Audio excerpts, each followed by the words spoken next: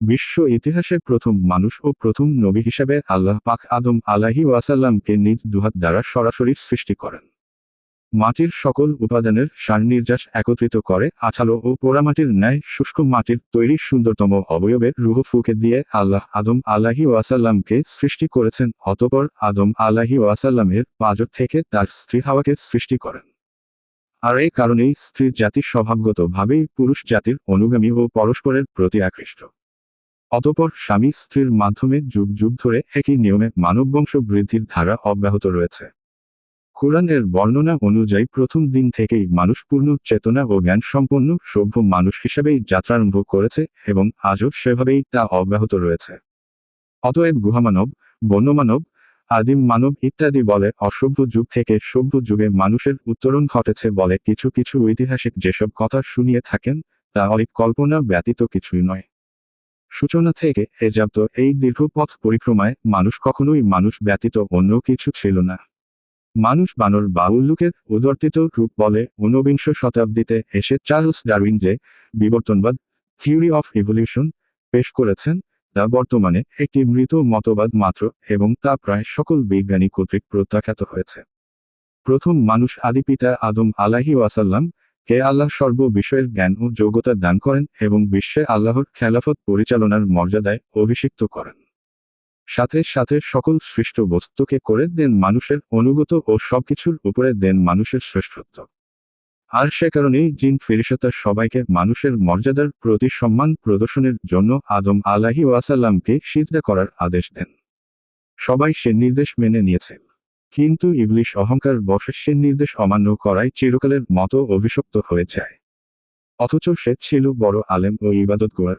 সে কারণে জিন জাতির হওয়া সত্ত্বেও সে ফেরেশতাদের সঙ্গে বসবাস করার অনুমতি পেয়েছিল ও তাদের নেতা হয়েছিল। কিন্তু আদম আলাইহি ওয়াসাল্লামের উচ্চ মর্যাদা দেখে সে ঈর্ষাকাতর হয়ে পড়ে। ফলে অহংকার বশে আদম আলাইহি ওয়াসাল্লামকে সিজদা না করায় এবং আল্লাহ ভীতি না থাকায় সে আল্লাহর গজবে পতিত হয়। এজন্য আরবি কবি বলেন, যদি তাকওয়াবিহীন ইলমের কোন মর্যাদা থাকত, তবে ইবলিশ আল্লাহর সৃষ্টিকুলের সেরা বলে গণ্য হতো। ইবলিসকে আল্লাহ মানুষের জন্য পরীক্ষার স্বরূপ সৃষ্টি করেন এবং কিয়ামত পর্যন্ত তার হায়াত দীর্ঘ করে দেন। মানুষকে আল্লাহর পথ থেকে বিচ্যুত করার জন্য ও তাকে ধোঁকা দেওয়াই শয়তানের একমাত্র কাজ। সে মানুষকে বলে কুফরি কর, কিন্তু যখন সে কুফরি করে তখন শয়তান বলে, আমি তোমার থেকে মুক্ত, আমি বিশ্বপ্রভু আল্লাহকে ভয় করি। অন্যদিকে যুগে যুগে নবীর রাসূল ও কিতাব পাঠিয়ে আল্লাহ মানুষকে সত্য পথ প্রদর্শনের ব্যবস্থা অব্যাহত রাখেন। আদম আলাইহি ওয়াসাল্লাম থেকে শুরু করে শেষনবী মুহাম্মদ সাল্লাল্লাহু আলাইহি ওয়াসাল্লাম পর্যন্ত 1,24,000 পয়গম্বর দুনিয়াতে এসেছেন এবং বর্তমানে সর্বশেষ এলাহি গ্রন্থ পবিত্র কুরআনের ধারক ও বাহক মুসলিম ওলামায়ে কেরাম শেষনবীর ওয়ারিস হিসেবে আল্লাহ প্রেরিত অহির বিধান সমূহ বিশ্বব্যাপী পৌঁছে দেবার দায়িত্ব পালন করে যাচ্ছেন। পৃথিবীর চূড়ান্ত ধ্বংস তথা কিয়ামতের অব্যবহিত কাল পূর্ব পর্যন্ত এই নিয়ম জারি থাকবে। শেষনবীর ভবিষ্যৎবাণী অনুযায়ী পৃথিবীর এমন কোন বস্তি ও ঝুপড়িঘরও থাকবে না যেখানে আল্লাহ ইসলামের বাণী পৌঁছে দেবেন না। এতৎসত্ত্বেও অবশেষে পৃথিবীতে যখন আল্লাহ বলার মতো কোন লোক থাকবে না, অর্থাৎ প্রকৃত তাওহীদের অনুসারী কোন মুমিন বাকি থাকবে না, তখন আল্লাহর হুকুমে প্রলয় ঘনিয়ে আসবে এবং কিয়ামত সংঘটিত হবে।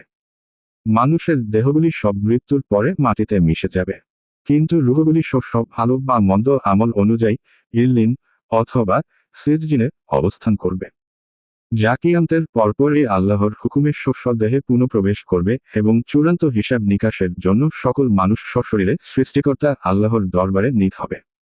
মানুষের ঠিকানা হলো তিনটি: 1. দারুদ দুনিয়া, অর্থাৎ যেখানে আমরা এখন বসবাস করছি। 2.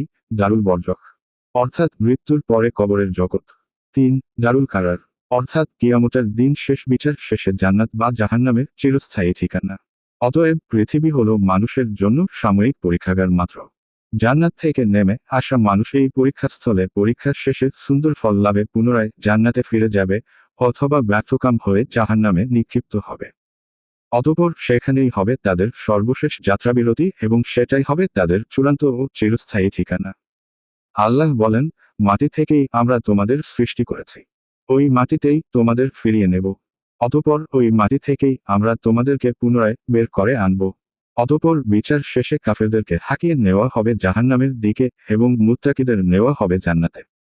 এভাবেই সেদিন জালেম তার প্রাপ্য শাস্তি ভোগ করবে এবং মলুম তার যথাযথ প্রতিদান পেয়ে ধন্য হবে। সেদিন কারু প্রতি কোনরূপ অবিচার করা হবে না। উল্লেখ্য যে হযরত আদম আলাইহি ওয়াসাল্লাম সম্পর্কে পবিত্র কুরআনের 10টি সূরায় 50টি আয়াতে বর্ণিত হয়েছে। এখন আদম আলাইহি ওয়াসাল্লাম সৃষ্টির ঘটনাবলী কুরআনে যেভাবে বর্ণিত হয়েছে তার আলোকে সারসংক্ষেপ আমরা তুলে ধরার প্রয়াস পাব ইনশাআল্লাহ। আল্লাহ একদা ফেরেশতাদের ডেকে বললেন, আমি পৃথিবীতে খলিফা অর্থাৎ প্রতিনিধি সৃষ্টি করতে চাই। বল, এ বিষয়ে তোমাদের বক্তব্য কি? তারা সম্ভবত ইতিপূর্বে সৃষ্ট জিন জাতির তিক্ত অভিজ্ঞতার আলোকে বলল, হে আল্লাহ, আপনি কি পৃথিবীতে এমন কাউকে আবাদ করতে চান যারা গিয়ে সেখানে ফাসাদ সৃষ্টি করবে ও রক্তপাত ঘটাবে? অথচ আমরা সর্বদা আপনার হুকুম পালনে এবং আপনার গুণগান ও পবিত্রতা বর্ণনায় রত আছি। এখানে ফেরেশতাদের উক্ত বক্তব্য আপত্তির জন্য ছিল না, বরং জানার জন্য ছিল। আল্লাহ বললেন, আমি যা জানি তোমরা তা জানো না। অর্থাৎ আল্লাহ চান এ পৃথিবীতে এমন একটা সৃষ্টির আবাদ করতে যারা হবে জ্ঞান ও ইচ্ছাশক্তির সম্পন্ন এবং নিজস্ব বিচার বুদ্ধি ও চিন্তা গবেষণা সহকারে স্বেচ্ছায় সজ্ঞানে আল্লাহর বিধান সমূহের আনুগত্য করবে ও তার ইবাদত করবে। ফেরেশতাদের মতো কেবল হুকুম তামিলকারী জাতি নয়। এখানে খলিফা বা প্রতিনিধি বলে জিনদের পরবর্তী প্রতিনিধি হিসাবে বনু আদম আলাইহি ওয়াসাল্লামকে বোঝানো হয়েছে, যারা পৃথিবীতে একে অপরের প্রতিনিধি হবে। অথবা এর দ্বারা আদম আলাইহি ওয়াসাল্লাম ও পরবর্তী ন্যায়নিষ্ঠ শাসকদের বোঝানো হয়েছে, যারা জনগণের মধ্যে আল্লাহর আনুগত্য ও ইনসাফপূর্ণ শাসক প্রতিষ্ঠার মাধ্যমে আল্লাহর প্রতিনিধিত্ব করবে। কেননা ফাসাদ সৃষ্টিকারী ও অন্যায় রক্তপাতকারী ব্যক্তিরা আল্লাহর প্রতিনিধি নয়। তবে প্রথম ব্যাখ্যায় অগ্রগণ্য, যা ফেরেশতাদের জবাবে প্রতীয়মান হয় যে এমন প্রতিনিধি আপনি সৃষ্টি করবেন যারা পূর্ববর্তী জিন জাতির মতো পৃথিবীতে গিয়ে ফাসাদ ও রক্তপাত ঘটাবে। বস্তুত জিন জাতির উপর কিয়াস করেই তারা এরূপ কথা বলে থাকতে পারে। অতঃপর আল্লাহ আদম আলাইহি ওয়াসাল্লামকে সবকিছুর নাম শিক্ষা দিলেন। সবকিছুর নাম বলতে পৃথিবীর সূচনা থেকে ধ্বংস পর্যন্ত ছোট বড় সকল সৃষ্ট বস্তুর ইলম ও তা ব্যবহারের যোগ্যতা তাকে দিয়ে দেওয়া হলো। যা দিয়ে সৃষ্ট বস্তুর সমূহকে আদম আলাইহি ওয়াসাল্লাম ও বনু আদম আলাইহি ওয়াসাল্লাম নিজেদের অনুগত করতে পারে এবং তা থেকে ফায়দা হাসিল করতে পারে। যদিও আল্লাহর অসীম জ্ঞানরাশির সাথে মানবজাতির সম্মিলিত জ্ঞানের তুলনা মহাসাগরের অথই জলরাশির বুক থেকে পাখির ছো মারা এক ফোঁটা পানির সমতুল্য মাত্র। বলা চলে যে আদম আলাইহি ওয়াসাল্লামকে দেওয়া সেই যোগ্যতা ও জ্ঞান ভাণ্ডার যুগে যুগে তার জ্ঞানী ও বিজ্ঞানী সন্তানদের মাধ্যমে বিতরিত হচ্ছে ও তার দ্বারা জগৎ সংসার উপকৃত হচ্ছে। আদম আলাইহি ওয়াসাল্লামকে সবকিছুর নাম শিক্ষা দেওয়ার পর শ্রেষ্ঠত্ব প্রমাণের জন্য আল্লাহ তাকে ফেরেশতাদের সম্মুখে পেশ করলেন। কুরআনে কেবল ফেরেশতাদের কথা উল্লেখিত হলেও সেখানে জিনদের সদস্য ইবলীসও উপস্থিত ছিল। অর্থাৎ আল্লাহ চেয়েছিলেন জিন ও ফেরেশতা উভয় সম্প্রদায়ের উপরে আদম আলাইহি ওয়াসাল্লামের শ্রেষ্ঠত্ব প্রমাণিত হোক এবং বাস্তবে সেটাই হলো। তবে যেহেতু ফেরেশতাগণ জিনদের চেয়ে শ্রেষ্ঠ ও উচ্চ মর্যাদা সম্পন্ন, সেজন্য কেবল তাদের নাম নেওয়া হয়েছে। আর দুনিয়াতে জিনদের ইতিপূর্বেকার উৎপাত ও অনাচার সম্বন্ধে ফেরেশতারা আগে থেকেই অবহিত ছিল, সেই কারণেই তারা মানুষ সম্বন্ধেও একইরূপ ধারণা পোষণ করেছিল এবং প্রশ্নের জবাবে নেতিবাচক উত্তর দিয়েছে। উল্লেখ্য যে আল্লাহ জিন জাতিকে আগেই সৃষ্টি করেন গণগণে আগুন থেকে, কিন্তু তারা অবাধ্যতার চূড়ান্ত করে। আদম আলাইহি ওয়াসাল্লামকে ফেরেশতাদের সম্মুখে পেশ করার পর আল্লাহ ফেরেশতাদেরকে ওইসব বস্তুর নাম জিজ্ঞেস করলেন, কিন্তু সঙ্গত কারণেই তারা তা বলতে পারল না। তখন আল্লাহ আদম আলাইহি ওয়াসাল্লামকে নির্দেশ দিলেন এবং তিনি সবকিছুর নাম বলে দিলেন। ফলে ফেরেশতারা অকপটে তাদের পরাজয় মেনে নিল এবং আল্লাহর মহত্ব ও পবিত্রতা ঘোষণা করে বলল, হে আল্লাহ, আপনি আমাদেরকে যতটুকু শিখিয়েছেন তার বাইরে আমাদের কোন জ্ঞান নেই। নিশ্চয় আপনি সর্বজ্ঞ ও দূরদৃষ্টিময়। অতঃপর আল্লাহ তাদের সবাইকে আদম আলাইহি ওয়াসাল্লাম রে সম্মুখে সম্মানের সিজদা করতে বললেন। সবাই সিজদা করল, ইবলীস ব্যতীত। সে অস্বীকার করল ও অহংকারে স্ফীত হয়ে প্রত্যাখ্যান করল। ফলে সে কাফিরদের অন্তর্ভুক্ত হল। ইবলীস ওই সময়ে নিজের পক্ষে যুক্তি পেশ করে বলল, আমি ওর চাইতে উত্তম। কেননা আপনি আমাকে আগুন দ্বারা সৃষ্টি করেছেন আর ওকে সৃষ্টি করেছেন মাটি দিয়ে। আল্লাহ বললেন, তুই বের হয়ে যা। তুই অভিশপ্ত, তোর উপরে আমার অভিশাপ রইল পুনরুত্থান দিবস পর্যন্ত। আদম আলাইহি ওয়াসাল্লামকে সৃষ্টি করার আগেই আল্লাহ ফেরেশতাদেরকে আদম আলাইহি ওয়াসাল্লাম এর প্রতি সিজদা করার কথা বলে দিয়েছিলেন। তাছাড়া কুরআনের বর্ণনা সমূহ থেকে কথা স্পষ্ট হয় যে আদম আলাইহি ওয়াসাল্লামকে সিজদা করার জন্য আল্লাহর নির্দেশ ব্যক্তি আদম আলাইহি ওয়াসাল্লাম হিসাবে ছিল না, বরং ভবিষ্যৎ মানব জাতির প্রতিনিধিত্বকারী হিসাবে তার প্রতি সম্মান জানানোর জন্য জিন ও ফেরেশতাদের সিজদা করতে বলা হয়েছিল। এই সিজদা কখনোই আদম আলাইহি ওয়াসাল্লামের প্রতি ইবাদত পর্যায়ের ছিল না, বরং তা ছিল মানবজাতির প্রতি আনুগত্য প্রদর্শন ও তাদেরকে সকল কাজে সহায়তা করার প্রতিশ্রুতি দানের প্রতীকী ও সম্মান সূচক সিজদা মাত্র।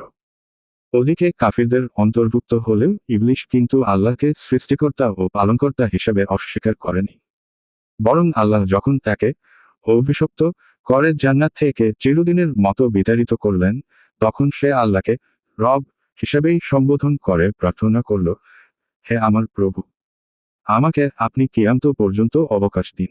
আল্লাহ তার প্রার্থনা মঞ্জুর করলেন। অতঃপর সে বলল, হে আমার পালনকর্তা, আপনি যেমন আমাকে পথভ্রষ্ট করেছেন, আমিও তেমনি তাদের সবাইকে পৃথিবীতে নানারূপ সৌন্দর্যে প্রলুব্ধ করব এবং তাদেরকে পথভ্রষ্ট করে দেব। তবে যারা আপনার একনিষ্ঠ বান্দা, তাদের ব্যতীত। আল্লাহ তাকে বললেন, তুমি নেমে যাও এবং এখান থেকে বেরিয়ে যাও। তুমি নিচুতমদের অন্তর্ভুক্ত। এখানে তোমার অহংকার করার অধিকার নেই। উল্লেখ্য যে ইবলিশ জান্নাত থেকে বহিষ্কৃত হলেও মানুষের রগরেশায় টুকে ধোঁকা দেওয়ার ও বিভ্রান্ত করার ক্ষমতা আল্লাহ তাকে দিয়েছিলেন। আর এটা ছিল মানুষের পরীক্ষার জন্য। শয়তানের ধোঁকার বিরুদ্ধে জিততে পারলেই মানুষ তার শ্রেষ্ঠত্বের মর্যাদা অক্ষুণ্ণ রাখতে পারবে এবং আখেরাতে জান্নাত লাভে ধন্য হবে। নইলে ইহকাল ও পরকালে ব্যর্থকাম হবে। মানুষের প্রতি ফেরেশতাদের সিজদা করা ও ইবলিসের সিজদা না করার মধ্যে ইঙ্গিত রয়েছে এই বিষয় যে মানুষ যেন প্রতি পদে পদে শয়তানের ব্যাপারে সতর্ক থাকে এবং আল্লাহর প্রতি আনুগত্যের মাধ্যমে নিজের শ্রেষ্ঠত্বের মর্যাদা অক্ষুণ্ণ রাখে। আদম আলাইহি ওয়াসাল্লামের 5টি শ্রেষ্ঠত্ব। 1. আল্লাহ তাকে নিজ দুহাতে সৃষ্টি করেছেন। 2. আল্লাহ নিজে তার মধ্যে রূহ ফুঁকে দিয়েছেন। 3. আল্লাহ তাকে সকল বস্তুর নাম শিক্ষা দিয়েছেন। 4. তাকে সিজদা করার জন্য আল্লাহ ফেরেশতাদের নির্দেশ দিয়েছেন। 5. আদম আলাইহি ওয়াসাল্লাম একাই মাত্র মাটি থেকে সৃষ্ট, বাকি সবাই পিতা মাতার মাধ্যমে সৃষ্ট। ইবলিসের অভিশপ্ত হওয়ার কারণ ছিল তার কিয়াস। সে আল্লাহর আদেশের বিরুদ্ধে চুক্তি পেশ করে বলেছিল, আমি আদম আলাইহি ওয়াসাল্লাম এর চাইতে উত্তম, কেননা আপনি আমাকে আগুন দিয়ে সৃষ্টি করেছেন এবং তাকে সৃষ্টি করেছেন মাটি দিয়ে। মুহাম্মদ ইবনু শিরিন বলেন, প্রথম কিয়াস করেছিল ইবলিশ। হাসান বছরীও অনুরূপ বলেছেন।